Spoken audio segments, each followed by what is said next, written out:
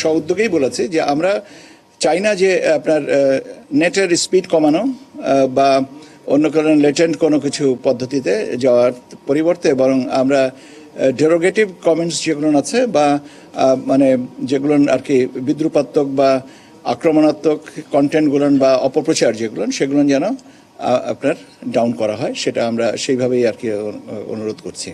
এটা ছিল আজকে ওনাদের সাথে মূল প্রতিপাদ্য। আর ওনারা মোটামুটিভাবে সারা দেশেই থেকে তথ্য নিয়েছেন, কিন্তু কি নিয়েছেন বা কী বিষয়ে আমরাও জানতে চাইনি, ওনারাও কিছু বলেন নাই। ওনাদের বোধহয় একটা ডিব্রিফিং আছে এবং পরবর্তীতে আরও রিপোর্টটা দিবেন। আমরা শুধুমাত্র জানতে চেয়েছিলাম যে আজকে যে 6 জনা ছিলেন তাদের ভিতরে কেউ অতীতে বাংলাদেশের কোনো ইলেকশন দেখতে এসেছিলেন কিনা। বললেন যে না, কেউ আসেন নাই। এইটাই, এই হচ্ছে